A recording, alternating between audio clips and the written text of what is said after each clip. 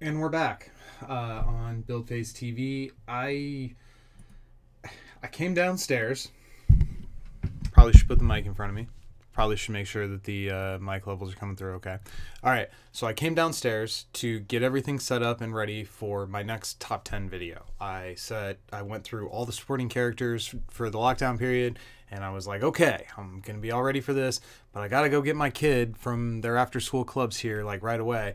And just as I was getting ready to leave the computer, Discord dinged and we have new featured formats. So no theme song. The camera angle's weird. I was in the middle of trying to do. Here, let me see if I can talk to the camera instead of underneath it a little bit better. I was trying to get some things set up for my next live stream, and this came out. So this is breaking news. Here we go. Let's see what we got. I guess I got to make sure, is this displaying properly? Okay, so we can see everything. I'm going to just read this through. I'm going to try to react to it. I have 12 minutes before I need to get out of here to go get my kid from their clubs. So let's get into this. In September 2018, we announced the start of a new era for Versus 2 PCG featured formats. They referenced the article where they introduced featured formats. I remember this being awesome, like a really big deal at the time. Today, we're excited to announce the new two featured formats, the 13th and 14th for fall. 13 and 14, it both feels like it's been a long time and not long enough that we should be having our 14th featured format. Like, I don't know. I guess that's what lockdown does to your brain, though.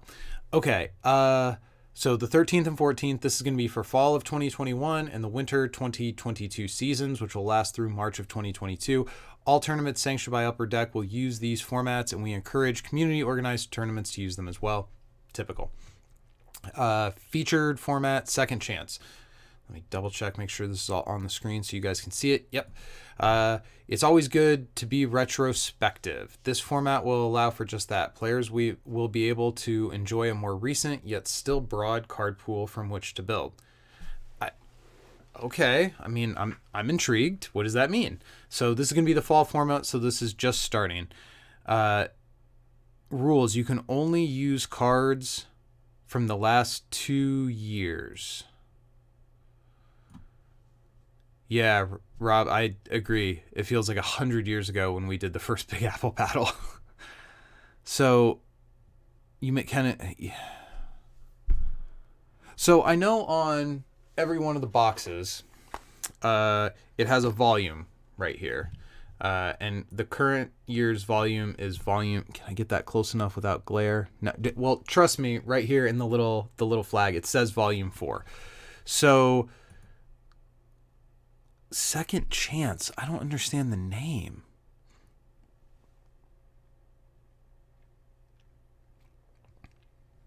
Okay, so this is basically like what old Versus would have called modern. This is the last 2 years worth of cards. So it does say that if there's a special location that shares a team affiliation with your main character, even if that location isn't in volume 3 or 4, you can use it.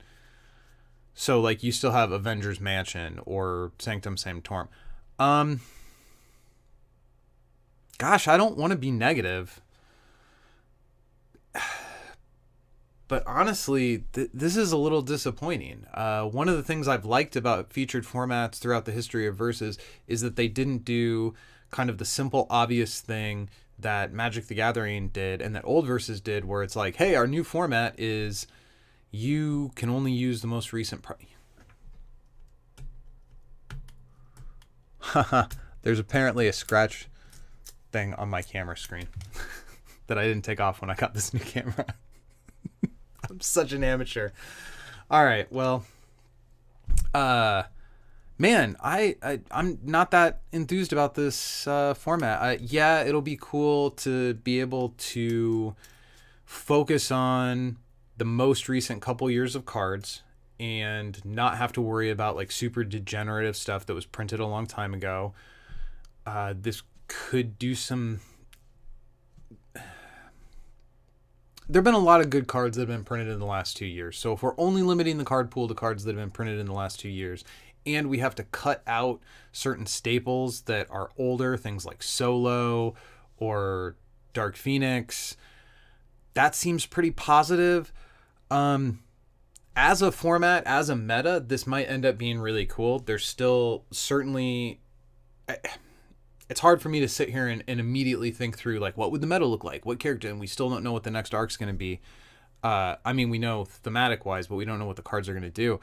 But from a flavor standpoint, from what I've come to expect from Super Awesome Games with regard to how the formats work, the way they combine teams together, the way they draw the lines to say what cards are in and what cards are out for a particular format, just saying the cards that are included based on release date, as a format, I'm not impressed. As a format, I'm kind of disappointed. It feels like that's just not very creative. That's not very exciting. Now, as a meta, this card pool could be really fun. It could be really cool to see how only this pocket of the Versus card pool is actually able to interact without some of these older, more broken cards. There is something promising about that, but as a format, not their best work, I'm afraid. Not their best work. Build an arc. I already like this. Before I read it, we get to pick our own issues and we make our own arc, and we can only use cards from within that arc. I hope that's right. Take a crack at making an arc of your own. Select 3 issues and build a deck from the cards within. This is awesome! Are there more rules? Yeah. Okay, so you get 1 giant size 200 card issue and 2 different 55 card issues. This is great. So... Carlos and I, a long time ago, before we did the Flame On Challenge, we were talking about a way to do a fight night between each other, and he had not been keeping up with all the cards. So what we were talking about doing was making a format where you essentially got to do exactly this. You got to build your own arc. You pick a 200 card set and you get 255 card sets. This is awesome. This I'm really excited for. So what are the limits? So... you can include any basic location in the deck, even if there aren't in the arc you've built. So you still get your space locations for Fantastic Four, even if you don't include Predator or Aliens or whatever. Does this mean that Avengers, all 200 sets, including Legacy, are legal? Ooh! Ooh, crossovers and legacies are legal for this. What a weird card pool. This is going to be so cool. I think the 400 card sets are illegal. Oh, it does say that you can include special wild locations that share a team affiliation with your main character or supporting character in your deck, even if they're not in the arc. All other special locations must be in the issues you've selected. Wow. I like that they included the ability to use main or supporting characters to let you include wilds. And in fact, that was the previous format too, the second chance format. Also, oh, I get it. Cards that didn't have a chance to shine because they were held down by older, more powerful cards are now getting a second chance. All right. Arc name is fine. If they made it so that it was only wild locations that fit with your main character, that would not be great.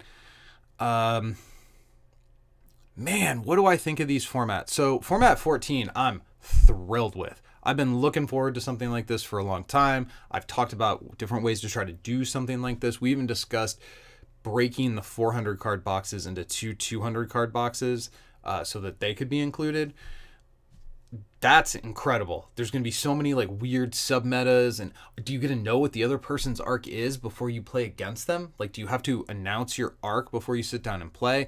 Probably you don't, which means, wow. And if you see this card, does that mean they're on team or did they pick it? That's incredible. This build and arc format is going to be a mind melter, and I'm really excited for it. The second chance featured format, again, I don't want to be negative about the actual meta and the actual gameplay experiences of playing in this format, because I'm already starting to think of ways that cards that haven't been able to really shine because they've been held back by better options from older sets are going to be able to maybe move to the forefront. And I think that's really cool.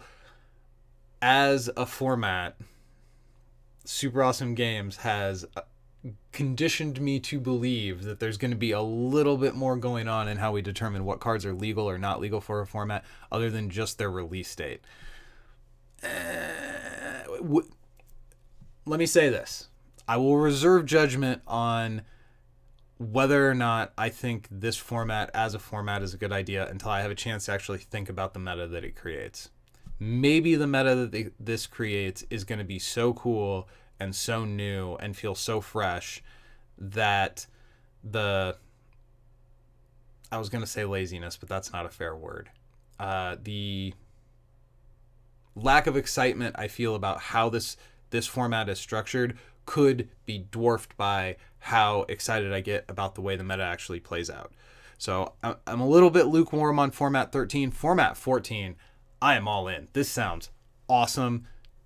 2 thumbs up, 1 thumb up, and a thumb halfway up, maybe a hesitant thumb up. I think all in all, these are pretty exciting formats. They both sound like they're going to be quite a bit more open than the last one that we've been in with only 14 main characters, and that's really positive. Although those 14 main characters that everybody's a little bit ready to be done with are also going to be included in this next format going forward. So I guess we're not done with Pro Registration Spider-Man quite yet. I guess that's it. I got to get out of here. Yep. 2 minutes to spare. All right. Until next time, guys.